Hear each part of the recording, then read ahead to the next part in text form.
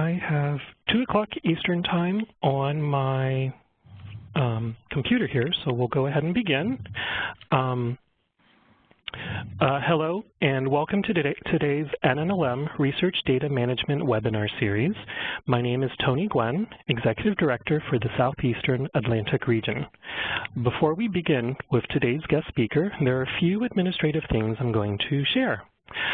Today's presenter posed a question for the audience prior to the start of the webinar. If you would like to share what you would like to do related to research data management at your institution, please feel free to share in the chat box. As you are sharing, communicating, and asking questions in the chat box, please be sure to send to all attendees so that I, our guest presenter, and your colleagues can see your questions and information shared. Our presenter has informed me that you should also feel free to use the chat box to ask questions throughout the presentation. However, she will answer all of the questions at the end of her presentation. I will try to collect all of the questions as they are asked and will pose them to her at the end of the presentation. If you need closed captioning for today's webinar, I'll post the link into the chat box. There. Today, our guest speaker is Margaret Henderson. She was recently appointed Health Sciences Librarian at San Diego State University Library. She is the liaison to the College of Health and Human Services and is also working with other librarians at SDSU to set up research data management services. Previously, she spent 3.5 years setting up RDM services at Virginia Commonwealth University Libraries. Margaret has been a biomedical librarian for over 30 years and is a distinguished member of the Academy of Healthcare Information Professionals. She has presented and written on many library topics over the years and recently wrote a book, Data Management, A Practical Guide for Librarians, published by Rowman and Littlefield. And I will go ahead and share that link into the chat box as well for you guys to WorldCat. Everyone, please welcome Margaret Henderson. Okay, hello everybody. First, I must congratulate Tony on his new position as C Director.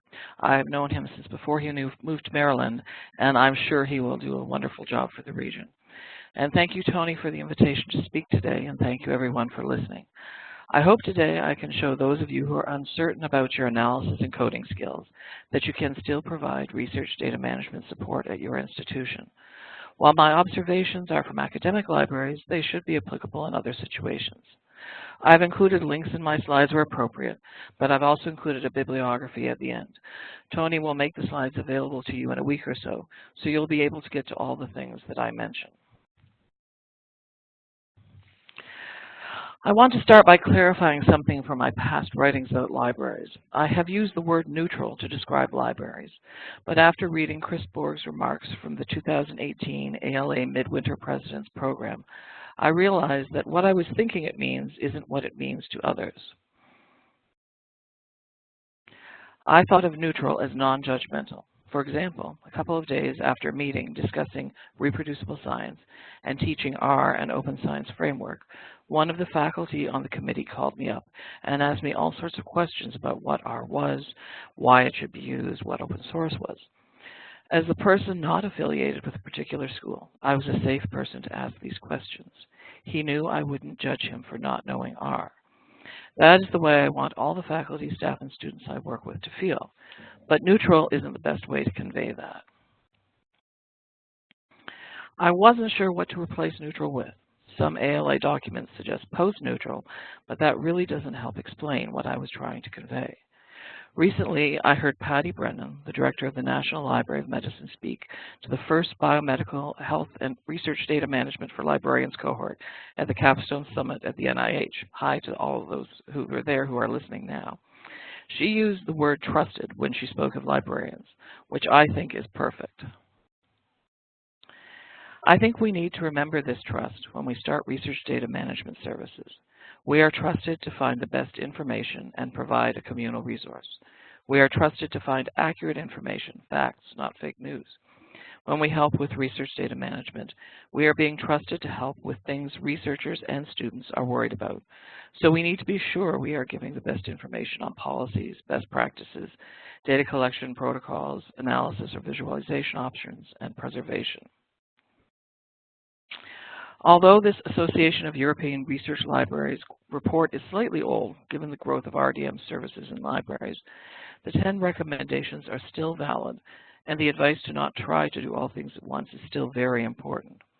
I'm sure you have listened to other talks about RDM or taken courses to learn skills, and you have finished with lots of enthusiasm to start doing things at your place of work. But then nothing, or you talk about doing something but never quite get the plans moving. You don't have to roll out a fully functioning data service all at once. Offer a class, start networking, look for infrastructure, small steps. Hopefully I'll be able to give you a few other options for starting in this talk. At this point, I also want to encourage all of you to be a part of a team providing RDM services. One person cannot do it all. Trust me, I've tried. Not the skills, not the networking, not the meetings, not the consultations. Form a team, maybe a group of subject liaisons who are getting more data questions, maybe a dedicated data librarian with help from a couple of subject liaisons and a digital collections person, maybe a couple of librarians and somebody from institutional IT or the research office. Whatever the configuration, a group with varying skills is valuable when trying to start RDM services. In my initial discussions about this talk with Tony, I thought of a few skills to cover. But then when I started reviewing the work I have done involving RDM, I realized there was quite a bit more. And I know this isn't an exhaustive list since I haven't even touched on the skills needed for metadata curation and preservation. Hopefully, as I go over these skills, you'll find a couple that you feel comfortable with and you'll use those to move forward. I have always advocated that reference skills are our superpower. Finding out what is really needed is a big part of what we do. For example, when I was working on a practicum with people in the bioinformatics core, I had a chance to learn about searching the electronic health records database. There was no interface for clinicians to get out data, so they requested it through an intermediary, one of the core programmers who worked on the database. They would make a request, and he would do a search and send them a data set. Then they would send it back because it didn't have quite what they needed. And then he would try again with the new information, and they would send it back again with more specifics about what they wanted and why the data set wasn't what they needed, and so on. Of course, some of the descriptions in the records about the different conditions they were working on didn't help, but I hope you can see how a good reference interview could have helped in this situation. In fact, when they were researching a new data warehouse for the EHR data, the request for proposal was going to include a data concierge to help people find the correct data. I think our reference skills naturally lead to the ability to develop good relationships with different groups on our campus. We ask the right questions to learn more about what they are doing and what they need to do their work. We work to support what they are doing in research or teaching. Building relationships was such an integral part of what I did as director for RDM that I have realized that creating relationship maps is an excellent way to show progress when assessing RDM services. These maps can quantitatively express the strength of a relationship with different width lines or colors to show types of contact, meetings, emails, consultations, and how many of each. This map, based on one of my favorite books, shows types of relationships in color, and arrows indicate whether it is a one or a two-way relationship. This map shows the imaginary first year of a library data service, with contact out to sponsored programs and the provost, say, emails to one or two people, but no further interactions. But institutional IT, the research office, and a researcher have darker lines with two arrows showing interactions with emails and meetings and multiple people. With proper captioning and maybe animation using a relationship mapping program like NodeXL, you could show changes in relationships over time.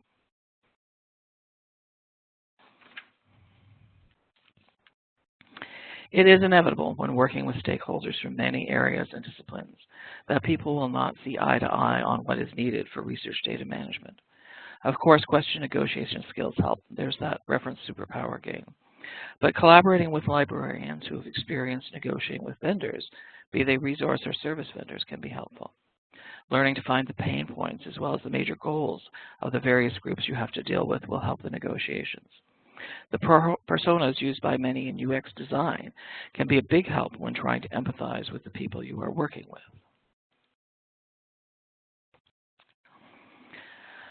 Listening can be one of the hardest things to do, especially when you already have some services in place. You might be interviewing a researcher or just chatting with a faculty member you meet in the hall. They might complain about what they can't get from the university or library and how they need help with a DMP, and you want to burst in that DMP tool is available and IT has storage and the university has a policy, but that won't help. You need to let them finish, show empathy, and then try paraphrasing what they said so they know you understand. Then you can suggest the solutions you have and offer your help.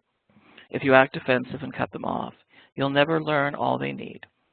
And remember that people don't really notice what the library offers until they actually need to do something. So keep up the marketing efforts.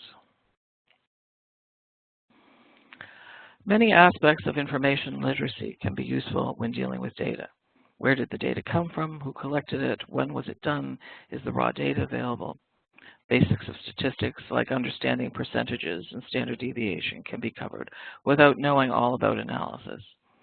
Those who have taught evidence-based medicine or nursing will have some experience with deciphering what the results of a trial really mean when looking at patient outcomes, and these skills can be applied to teaching data literacy. With these tools, students can learn to critically review the numbers in a newspaper article about the benefits of coffee, and I believe they have lots of benefits when you drink coffee, or the adverse effects of smoking. In a recent article, Meryl Brodsky used the ACRL framework as a basis for assessing the syllabi and assignments from business school classes to reveal stated and implied data literacy competencies and learn where data literacy instruction might be needed. This could be done with any faculty member or discipline you are working with.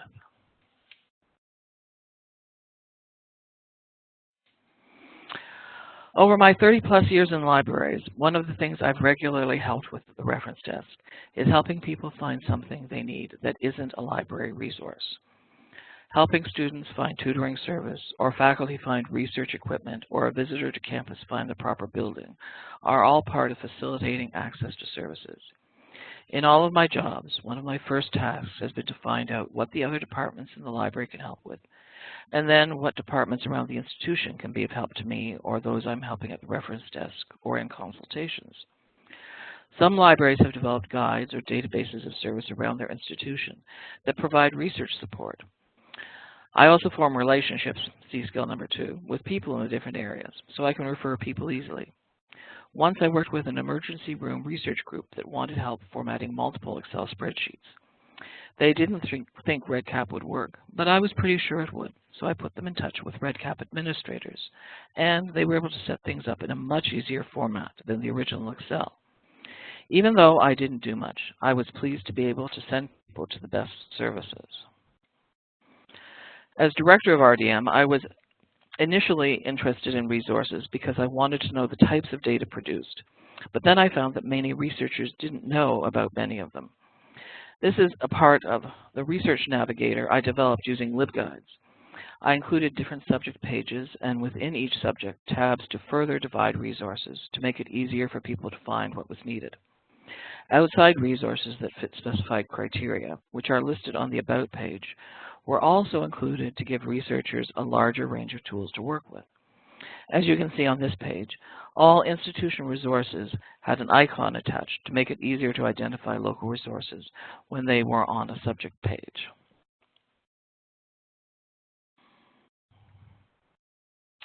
Oops. Sorry. Okay, reproducibility. Reproducibility is a big issue right now in many sciences and social sciences.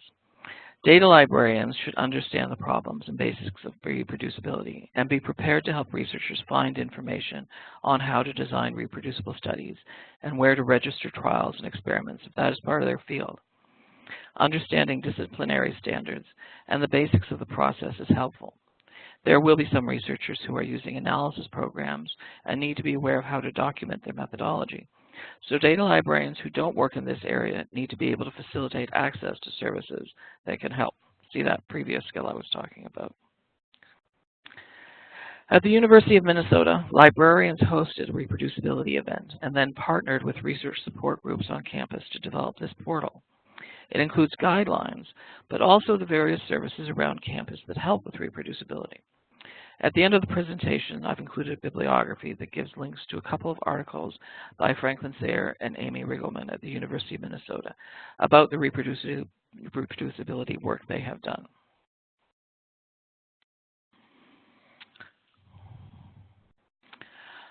Okay, policy and compliance many people see as the low-hanging fruit when setting up RDM, but not always.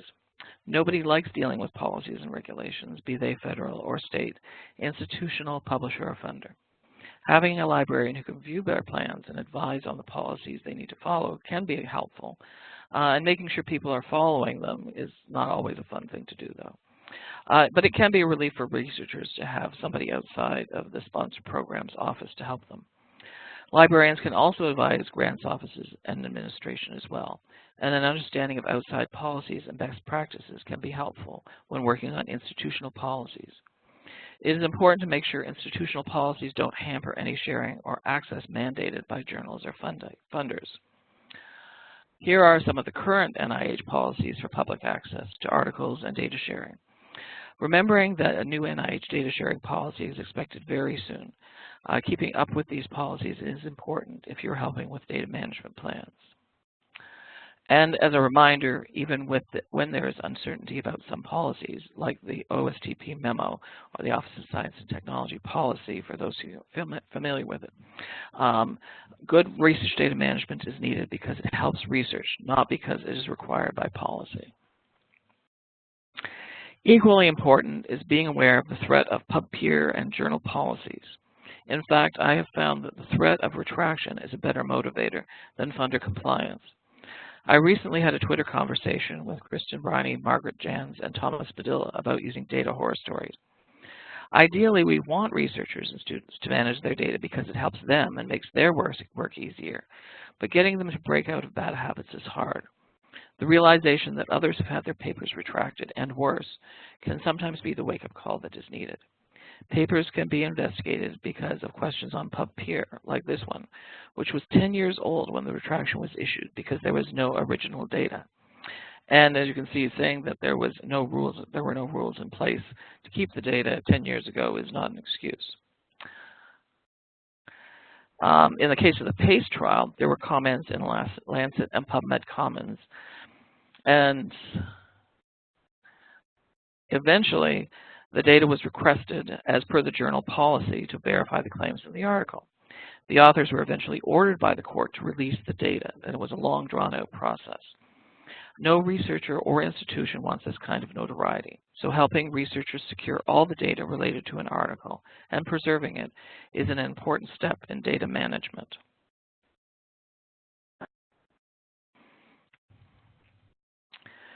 Helping researchers see data as a research product, like an article, that should be cited and shared is important for not only future research, but also for pushing for changes in promotion and tenure policies. Open access, open science, and open data are part of this conversation as well. Force 11 has been working to make sure there are standardized ways to make sure data is accessible. Data citation principles make sure data can be found, but also credited to a researcher the way an article is. This type of acknowledgement can then be used in promotion dossiers and grant applications. Force 11 is also responsible for the FAIR principles to give guidelines for making sure data is available to others to use and build upon. The interoperable part of FAIR is actually very important. A study of 704 NSF primary investigators found that the top unmet data analysis need was training on the integration of multiple data types, which means metadata, something librarians can help with. Being able to pull together data from various sources to discover new insights is an important part of open data. One good way to help researchers understand the value of open science is to show them articles by other researchers or suggestions from major science journals rather than librarians. This short article from Nature this year promotes data management plans and data sharing and explains how it can help improve a researcher's work. Of course, it is a librarian's nightmare because the online and print versions have different titles, but that's a different skill.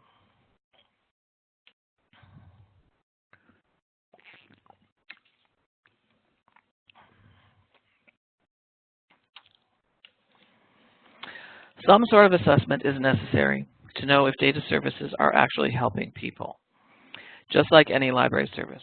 While there are some basic consultation and instruction assessment instruments available from liaison and teaching librarians, some other parts of data librarianship are harder to assess. Researchers have many needs around data, and making sure they are all met can be a challenge. Librarians who understand how to use different assessment methods will be able to help justify data services and eventually expand them. I have an article coming out soon in Journal of Librarianship and Scholarly Communication with Heather Coates, Jake Carlson, Ryan Clement, Lisa Johnston, and Yasmin Shorish entitled, How Are We Measuring Up? Evaluating Research Data Services. This article is based on a panel we presented at, moderated by Heather Coates at RDAP 2016. That's the Research Data Access and Preservation meeting. The article covers the way 5 different institutions of varying types and different stages of data services have worked on assessment. Assessment for any service needs to be more than just keeping track of numbers.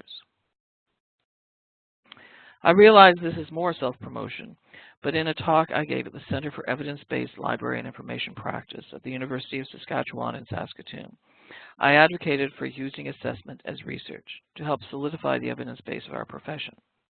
As an aside, if you don't read this journal, you should, and there were many other excellent presentations at the symposium. So when it comes time to do surveys to find out what the researchers at your institution are doing, read the existing literature and use the same questions so you can compare between institutions. For example, I compared the results on data formats faculty are collecting to those at Northwestern in a 2015 report of a survey by Kunera Buys and Pamela Shaw. As you can see, text and spreadsheets are the most used data formats, and they're not exactly the same between institutions, but you can sort of see a pattern. And in both cases, there's some don't know and some other that are in there. So people have lots of extra formats that you might want to investigate, but also for the people who don't know, you might want to work with them and make sure that their data is being taken care of properly. Also, we've got responses on how much data are being stored and where it is being stored. And these can be compared with these results from 2013 at Emory by Catherine Akers and Jennifer Doty. These results show that few people are working with large amounts of data, and some don't even know how much data they have. Again, another thing that you want to look into, because making sure that you have an idea of where that data is going, where it's being saved, and hopefully, as you can see, don't know where it's being saved as well. You want to try to get on those people and see what's going on with that kind of data. Abigail Govan and Tina Griffin presented their review of the current survey literature at iAssist, and there should be a paper soon. Their findings show that most researchers are worried about storage, sharing, and issues that revolve around long-term access. They also point out some gaps in the literature that you might be able to fill. So I hope you will take a look at what has already been done and build on it when you decide to conduct a data survey at your institution. It is helpful to understand your institutional needs, but please try to contribute to the evidence base. And be sure to look into other methods when you do assessment. An article by Ula and Amin showed that surveys were heavily used in LIS research. 33% of the papers reviewed used surveys. All the rest of the research methods in Table 6 had less than 10% of the papers using them, and the methods in Table 7 were only used once or twice. Take a look at the article and consider some other forms of research or assessment. For example, a syllabi and assignment content review like Merrill-Brodsky, which I mentioned earlier.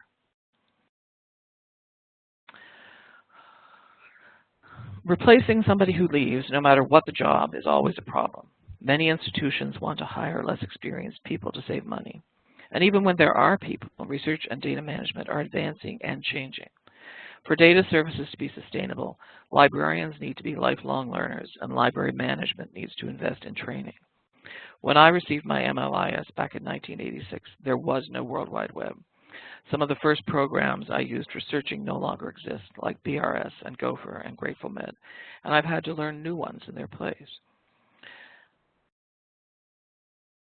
Patty Brennan's most recent blog post on June 12th was about training for lifelong learning. She was writing about the biomedical informatics training funded by NLM, but what she says applies to librarians as well. In such a rapidly changing field, never-ending curiosity and unrelenting inquiry are absolutely essential. Trainees and fellows must be prepared for an ever-changing world and embrace the idea that their current training programs are launch pads, not tool belts. Content mastery will only get them so far, and that's really important to remember for all data librarians. I mentioned earlier that librarians need to work together as a team to develop data services, but they need to collaborate with people outside of the library as well. The number one thing researchers need in surveys is data storage, and most libraries can't provide that, so we must collaborate with institutional IT. When I was running an RDM service, I did collaborate with university and school IT services to make sure everyone had the collaboration space and backup and long-term storage they needed. But I also collaborated with the Statistics and Analysis Service of the Department of Statistical Science and Operations Research to provide our training. And I collaborated with sponsored programs on grant writing workshops that included a session I taught on data management plans. These are the sorts of collaborations you should be considering. If you don't have departments to help, maybe consider having postdocs lecture about the topics you need covered. Successful programs at the University of Pittsburgh and my previous place of work, Virginia Commonwealth University, have not only provided information about new tools, but they have also provided postdocs with teaching experience.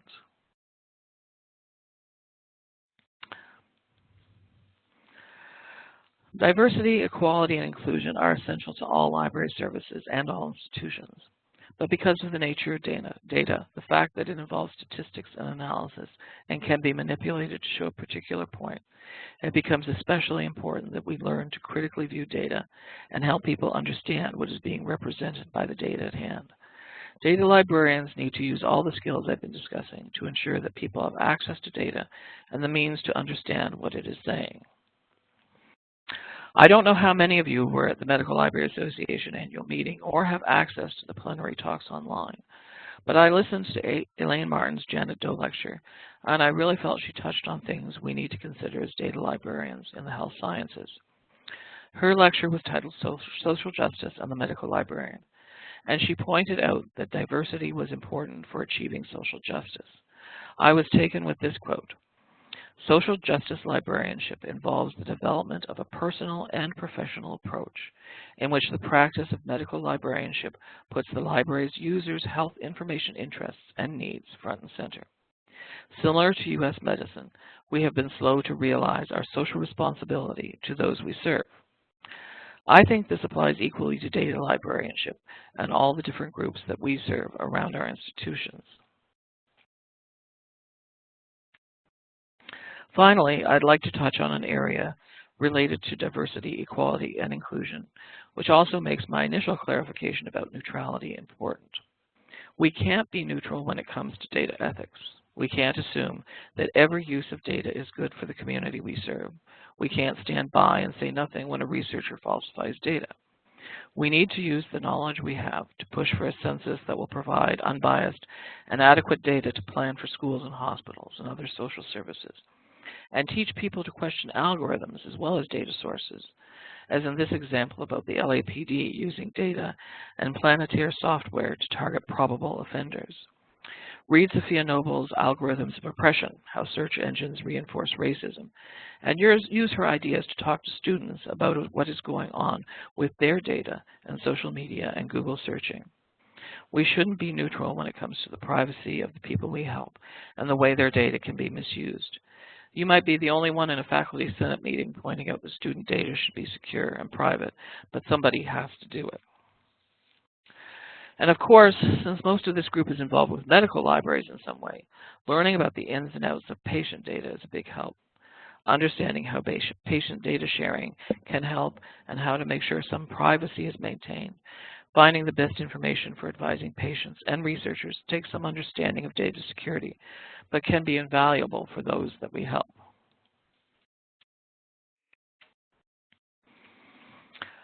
So now that I've gone over a bevy of skills you can use in research data management services, I suggest that a good first step for any new service is to conduct an environmental scan to find out where the resources are at your institution and where there are gaps. As I've shown earlier, an environmental scan is helpful to allow you to make accurate referrals to facilitate access, but it can also lead to a LibGuide to collect together institutional research resources or a guide to reproducibility support. Take the time to go through the website of your institution, find all the little places, find out what the research office advises, talk to people about what they're using. And talking to people who provide the services can help with relationship building and lead to more collaborations. You also need to scan the environment outside of your institution to keep up with data management developments. Everyone has different ways of managing the growing mass of information that is added to the internet every day. I have found using Twitter to keep up is the easiest for me. I follow medlibs and datalibs hashtags, and as I come upon groups that work with data or important journals with Twitter feeds, I follow those. I use TweetDeck to have columns for the most important feeds. It makes it easier to go back in time and not miss things. Whatever you find works for you, try to keep up with the developments as best you can. But remember, every place is different, and you will find that your services and expertise will be different than other libraries, and that's okay. I have loved this garden metaphor for library data services from Jameen Brooks-Kiefer since she presented it at the first Midwest Data Librarian Symposium back in 2015. And I think it is still important to realize that every place will implement research data management services in a different way. Do what is best for your institution based on assessment, another one of those skills. I tried holding hour-long workshops at various times and eventually discovered that longer boot camps when there were no classes was a better way to deliver services to graduate students and faculty. I also did some collaborative boot camps with data librarians at other universities in the state, but I noticed after a couple of years that the universities that had been running the boot camps before I started had fewer and fewer people. They had lots of people in other sessions, but the basic boot camps weren't as important. I'm sure I would have eventually found the same thing if I had kept on at VCU. Developing a service is an iterative process, and you have to be flexible to the needs of your researchers. Finally, I'm not advocating that we ignore data science, but I believe that if we give up the parts of our profession that differentiate us from data science, we devalue ourselves. We are bowing to the people who think librarianship isn't valuable because it is a female profession and see computer and data science as also more important. Our combination of soft skills and computing and data skills is what makes us more useful than a programmer or statistician who can't ask the right questions to figure out what a researcher needs. And because we have a holistic view of the whole research process, we can be of more help than the grants administrator who just worries about policy compliance. We know how to work with all the groups involved with research data management and bring them together as a service that truly meets the needs of researchers. Thank you for joining the webinar today. I'm happy to answer any questions now or in the future. Please think of this as the start of a conversation on data librarianship. Thank you, Margaret, for the great presentation. One question did come in already from Shannon, and that is, if a journal editor is evaluating a researcher's article for publication, in addition to relying on peer reviewers' comments, what tools or approaches might you direct researchers to validate their data sets, if provided to required by the journal, and statistical information in the article so the researcher can be assured in advance they meet reproducibility standards that the journal might use when deciding to accept or decline their paper? Okay, well, personally, I would start by having a statistician on the team. We talk about with systematic reviews having a librarian on the team. I think when statistics are involved, having contacts in the biostatistics department or the regular statistics department like I did, I mentioned the statistical science and operations research. So directing people to that kind of support, using a statistician as a support like you would a librarian, that's who should be reviewing the things in a paper to make sure that they are all accurate. And if it depends on the subject area, but for most of what I've worked with, the biomedical things, we did have a biostatistics department to refer people to. So I get to know the people there definitely, because I personally wouldn't want to sort of use my statistics knowledge to help somebody with something like that. Excellent. Are there any other questions you would like to ask Margaret while she's available?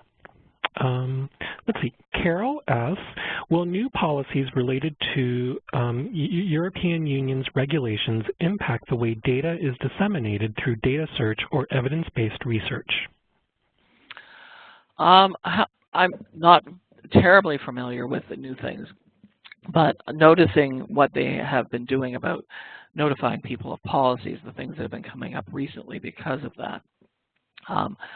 I think there may be some things, but I also know that when I was searching for databases like with pharmaceutical trials to show the research that isn't getting published, there were more European databases with those kinds of clinical trials already. So I'm not sure that it is going to have an impact on those kinds of things because they are already doing so much more with open research in Europe. Thanks for asking that question, Carol. And let's give it a few more moments to see if others have any questions they'd like to ask.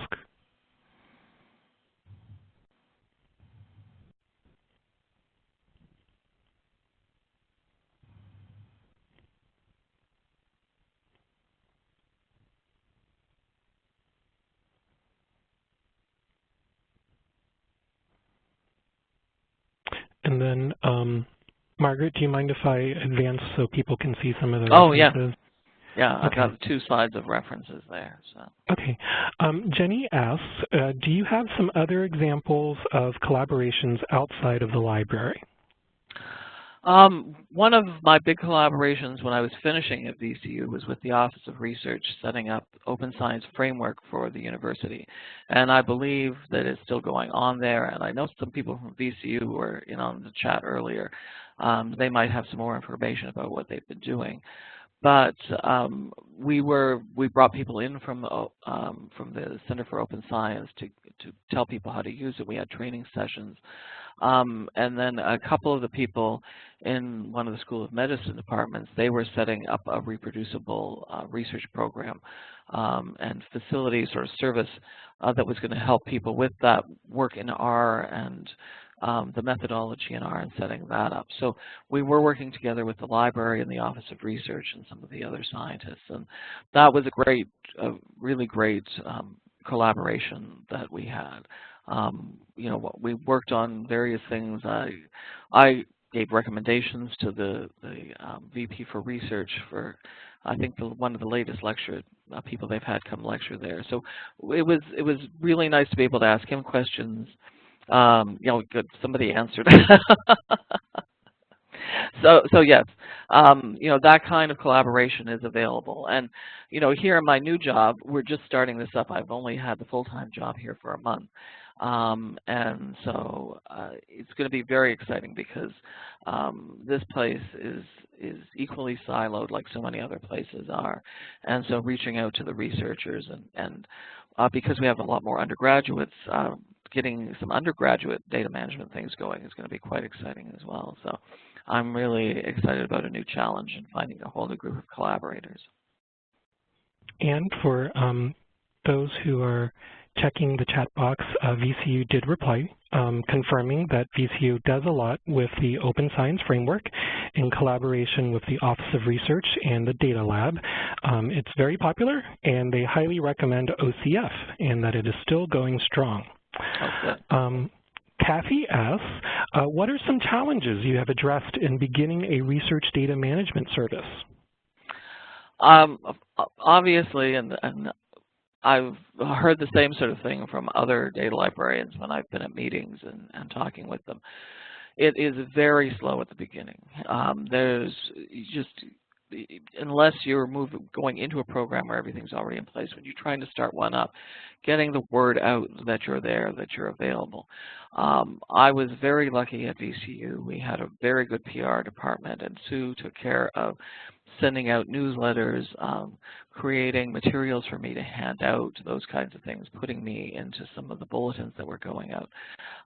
And from those things, one or two people would get in touch with me, and then I would go and present at different departmental meetings and things like that. And so it's very slow at the beginning, and it's challenging when, like me, you've been a reference librarian, a reference and education librarian, so you always had all these classes that you had to do, that you had to teach, you're embedded in different classes, and all of a sudden having to, figure out what to do. It's very entrepreneurial, and so people don't know to come to you for data. And so getting that in place, luckily all the librarians I worked with knew that's what I was doing, and so they would refer people to me as well, which can be very helpful. But then by word of mouth and by constant advertising, more and more people come in, especially things like the sponsored programs people. When there is a data management plan required, if they know you and they refer people to you, that's a really good thing to put in place as well.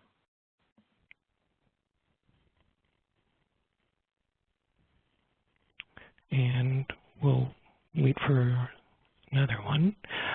Carol asks, do librarians worry about the services they bring to customers due to this growing trend in data science, or do they acquire new skills?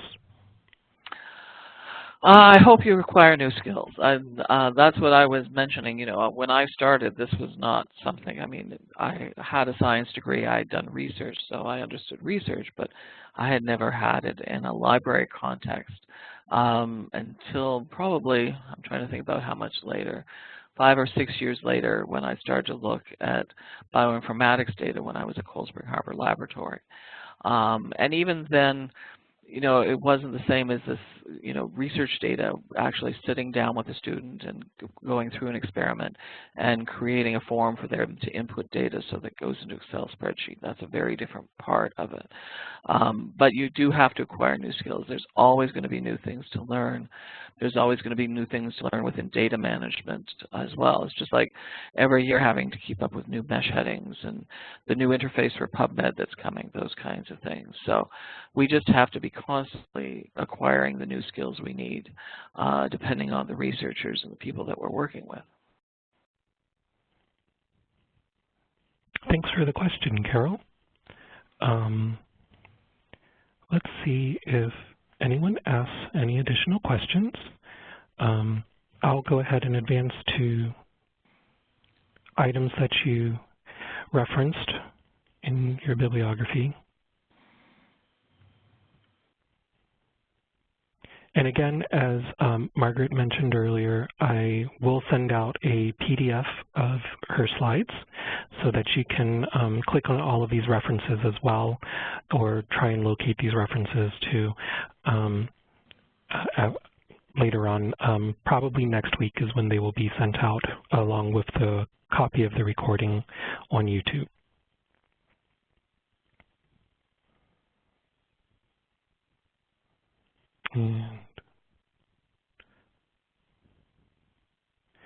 And Jenny says she is looking forward to your assessment paper. Can you give a preview? Well, some of the stuff in there, the slides that I showed about how I compared what I was getting in my survey to what other people were doing, that's part of my assessment section. But some of the other people, so Lisa Johnson writes about her services, which she actually curates a data repository and some of the findings that they found from that. And then Ryan and Yasmin were setting up data management services at smaller institutions. And so it's very interesting the way that they went about doing that. And then, of course, Jake is at Michigan, and so again, another big institution. So the 5 of us give you like a wide range of different ways that we looked at data, but as well as the different types of institutions that we were working at. Adrian asks, do you recommend trying to find willing guinea pigs, quote unquote, to start learning the ins and outs of offering this type of service. Maybe graduate students applying for grants.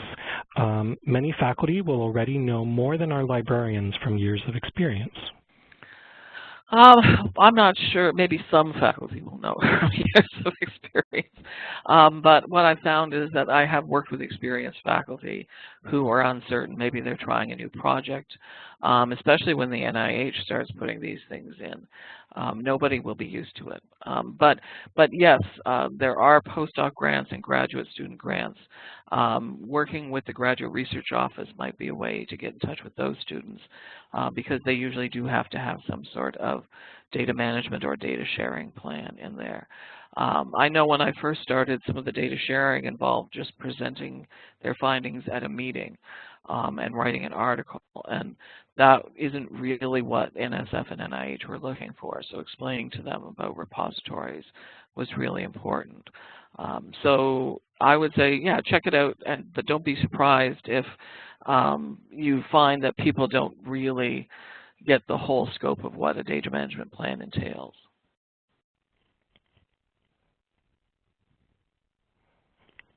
I will go to the next slide on your bibliography.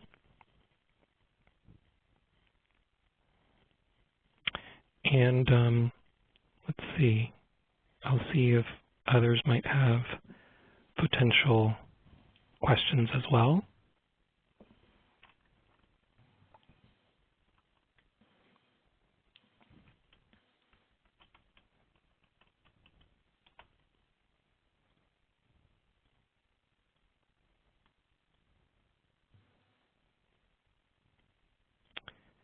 I don't see anything. Okay.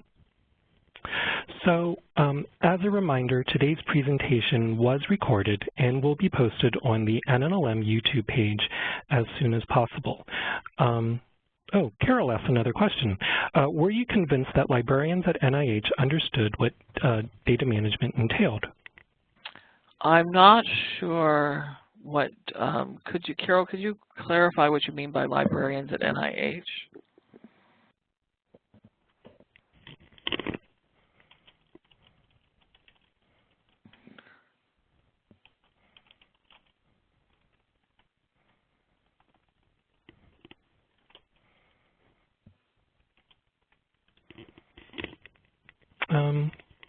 While Carol is maybe giving more detail, Jenny asks, other than the Journal of eScience Librarianship and the Journal of Librarianship and Scholarly Communication, what journals do you recommend?